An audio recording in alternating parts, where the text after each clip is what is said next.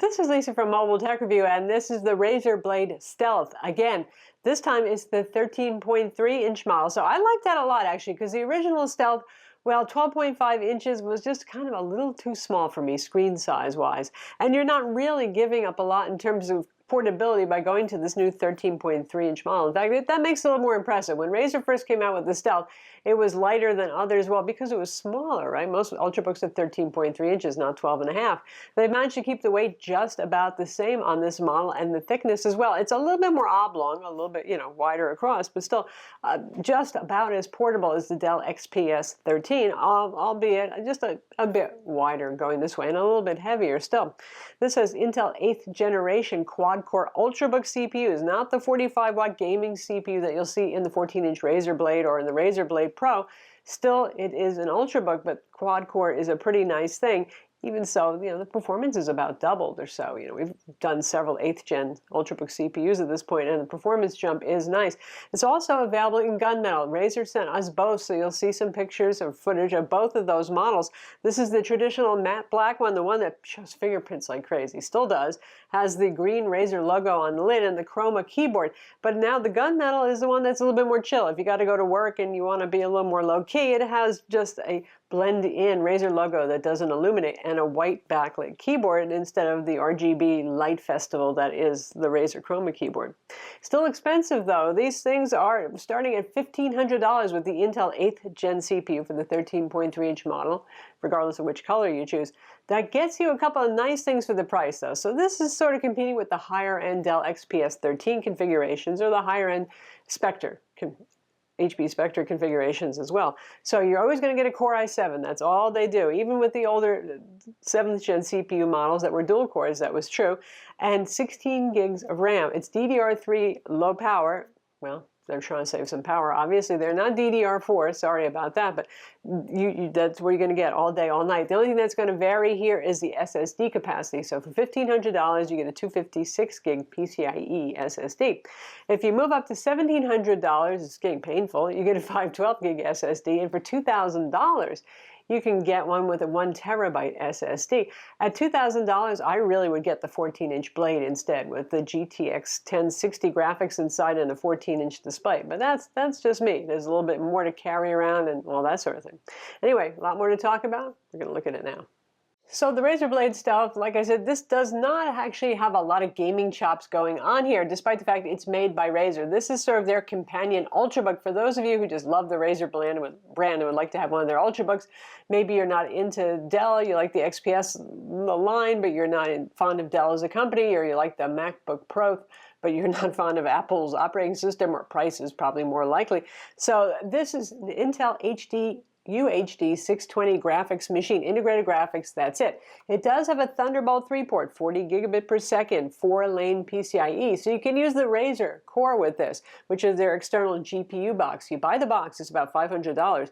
Then you buy a nice graphics card and put it in there, which depends on the card that you're going to buy. Say you get like a GTX 1070 or something like that, and then you're going to spend almost $500 on that. So that's your very expensive $1,000 graphics solution to plug into this already expensive Ultrabook. I'm not sure how many people are going to do that just to save a little bit of weight, considering you can buy a 14-inch Razer Blade, which is still very portable, and have a GTX 1060 built in if you really need to game on the go. But I leave that for you to decide. You know what it is that you want out there. I think that does limit the overall appeal for that whole eGPU setup going along with this product. But there are people who probably just love the look of this, and I can't blame you. It's kind of like if you cross the XPS 13 with a MacBook Pro. It's beautiful unibody metal design. The only problem with it is that it shows fingerprints. It's rigid. The thermals are pretty well controlled on this, unlike the 14-inch Blade, which can get pretty loud and pretty hot. But it's only an Ultrabook, so it shouldn't be getting all that hot. The ventilation on the bottom is quite good. You got nice grill openings over here. It does get a little bit hotter than the 7th generation model, since we had both in-house for testing, but nothing worrisome, nothing uncomfortable. The keyboard is the same as on the 12.5-inch model, which is to say very low travel. I'm not really very fond of it. It feels abrupt and a little harsh on the fingers, not unlike the XPS 13. However, it's going to seem like a lot of travel compared to the current generation 13-inch MacBook Pro, which has a that freaky keyboard with almost no travel whatsoever. Microsoft Precision Trackpad on this is quite good. Killer Wi-Fi 1535 AC. The gaming heritage is there. I like killer Wi-Fi, so I'm happy with that. The throughput and performance are fine on it, as you'd expect. Speaking of that keyboard, you still get that awesome chroma backlit thing going on there. Unless you opt for the gunmetal and you don't want to have crazy colors all day and all night, all long, you know, Starfield simulation programming, all that sort of stuff is here. Still, as ever, this is annoying, and they say this is some technological limitation to the keyboard parts that they're using, but the FN row keys do not illuminate. So in the dark, I'm always trying to hunt down and memorize where the volume up, volume down are, brightness up, brightness down, keyboard backlighting up and down are. By the way, the maximum keyboard brightness is multi-stage. The maximum brightness just is so bright, it kind of started making me see ghosting keys. It was just too bright in a dark environment. So you'll definitely have no problem seeing it in the dark. And you can lower it, so you don't have to have it that bright. For the display, there's one option only. They're still going with Sharp IGZO, so you get those zingy colors, which is standard for Sharp IGZO. And it is a QHD plus resolution, 3200 by 1800, which is quite high resolution for a display this size. The 12.5-inch model still exists. I don't know how long it will. They have not updated that to 8th generation. And that one right now is shipping with a 4K display, which is probably, it's overkill and a little hard on battery life, but that is what Razer's decided to do there. The display metrics you can see on screen, they're quite good. The only problem I have with Sharp IGZO displays is you can see that color accuracy graph. That's abysmal. It's terrible. Calibration does help. So for content creators, it's a little bit worrisome, but as a content consumer, it looks very nice, and there's plenty of color saturation, perhaps a bit too much color saturation. The SSDs in here are PCIe. Our models actually have the older Samsung PM951, not the 961, which explains why the numbers are really pretty darn good, but not the top, not awesome sauce max that we've seen. In terms of overall performance, you can see the benchmarks on screen, and it's twice as fast in terms of CPU performance, almost, about 40% faster than your average dual-core 7th generation Intel Ultrabook. So that's a huge jump in performance. It's certainly fast. It's still not a gaming laptop, like I said, because obviously you don't have any dedicated graphics built in here. That's not really its primary purpose in life, obviously. But for those of you who want to do software coding, this is fine for doing Photoshop, editing of photos, that sort of thing. It's good. You could even do video editing here, even with the internal GPU, because not everything in Adobe Premiere actually makes use of the GPU anyway. It's pretty darn good. If you're a pro video editor, you're going to want something like the 14-inch blade or something stronger, but this is a pretty powerful laptop, as are all Intel 8th generation Ultrabooks in the premium space in the market right now. While the gaming blades may be pretty darn loud when you're gaming and doing difficult things with them, well, obviously you're not going to be doing a lot of gaming with this unless you plug in an eGPU, but using it as it is, minus any peripherals, it never really, I really hardly ever heard the fan on this. It does not get loud. And like I said, the thermals on this are fine. No burning hot surfaces, nothing like that. It's your typical Ultrabook work machine, that sort of experience. It says a 53.6 watt-hour battery inside, whether you get this older 7th gen model or the current 8th gen model. They are still selling both. And the 8th gen model now has a 65 watt charger. It's still very compact, though. And it still comes with your leather daddy man bracelet here to keep it all tidy and neat. 65 watts is there just to help it charge faster. It doesn't need any more watts than the previous generation did. The previous generation shipped with a 45 watt charger, like most all Ultrabooks. So a little quicker charging, that's about it. And that's a good thing, because let me tell you, the battery life on this is just, it's about 6 hours of light to moderate use with brightness set to 100 nits on it. And I think it has to do with the fact that it has a larger display, and it's a pretty high resolution display that they're pushing here. The original 12.5-inch blade obviously had a smaller panel, and it was a QHD resolution model, so that one used to go for 8 hours. But now the 12.5-inch model, they're shipping that one with a 4K display, so I don't expect that's going to be any better. So this is not an Energizer Bunny, and that's where both the 13-inch MacBook Pro and the Dell XPS 13 eat its lunch. When it comes to ports on this, you have two USB 3.0 ports in addition to the Thunderbolt 3 port that also handles USB-C, and a headphone jack.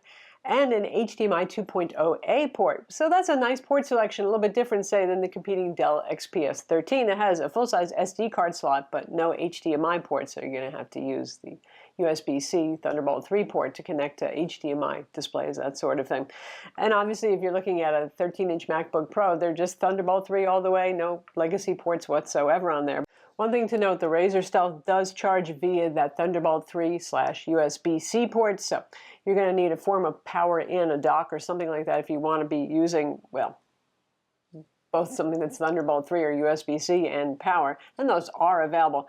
With the Dell XPS 13, it has a separate little pin-style charger barrel pin connector here, so you don't have to worry about that little bit of inconvenience there. And as to which of these, you're trying to decide to buy, if you want to think about Dell XPS 13, the Mac, or the Razer Stealth, if you're a Mac person, you love Mac OS, I think your mind's made up. If you're kind of on the fence, obviously the Razer gets you more legacy ports and a higher resolution display. It has certain charms when it comes to that. Easier use of something like the Razer Core. With the Dell XPS 13, the nice thing about it is that it's available in a variety of configurations. It starts under $1,000 if you want to go with lesser specs, and you can go all the way up to Razer Stealth territory. So there's more versatility in the pricing. I think the Stealth is prettier, certainly.